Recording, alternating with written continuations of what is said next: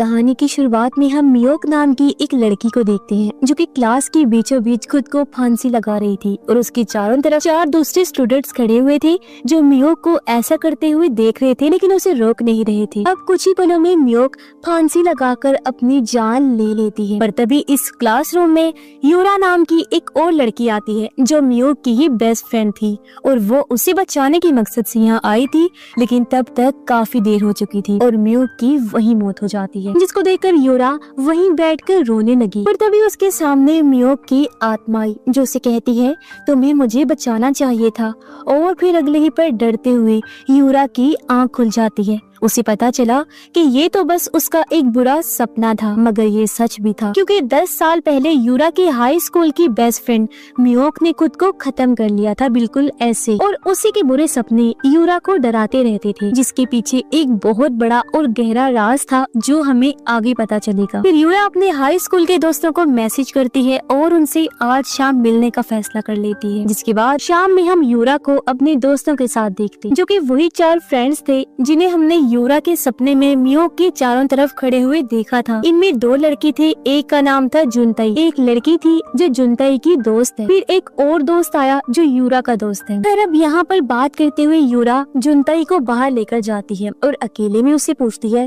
क्या तुम्हें मियोक याद है, जिस पर जुनताई हिचकिचाते हुए कहता है नहीं, मुझे कोई भी मियोक याद नहीं है। यूरा उसे मियोक के बारे में याद दिलाने की काफी कोशिश करती है क्योंकि एक टाइम पर वो सभी क्लासमेट हुआ करती थी, पर जुनताई सीधे सीधे इनकार करता रहता है कि मुझे कोई भी मियोक याद नहीं है, तुमसे कह दिया ना। अब अचानक से यूरा की तबीयत खराब होने लगती है, उसे उल्टी जैसा महसूस हो रहा था, इसीलिए वो बाथरूम में चली गई जहाँ उसे एक डरावनी आत्मा दिखाई देती है और वो डर कर वहीं बेहोश हो जाती है। जिसके बाद उसे एक विजन ख्याल नजर आया जिसमें वो खुद की बचपन को देखती है जहाँ पर मियोक और वो बेस्ट फ्रेंड्स हुआ करती, और तब मियोक ने उसको एक ब्रेसलेट गिफ्ट दिया था। फिर जब यूरा की आँख खुलती है तो वो खुद को कार में पाती है जहाँ पर उसके सभी दोस्त लॉन्ग ड्राइव के लिए जा रहे हैं। सभी उसे कहते हैं कि शायद कमजोरी की वजह से तुम बेहोश हो गई थी। अब यूरा का दोस्त यहाँ गाड़ी चला रहा था और बाकी लोग थोड़ी देर के लिए सो जाते हैं, सिर्फ यूरा जाग रही। उसका दोस्त यूरा से पूछता है क्या तुम्हारी तबीयत ठीक है, जिस पर यूरा कोई जवाब नहीं देती,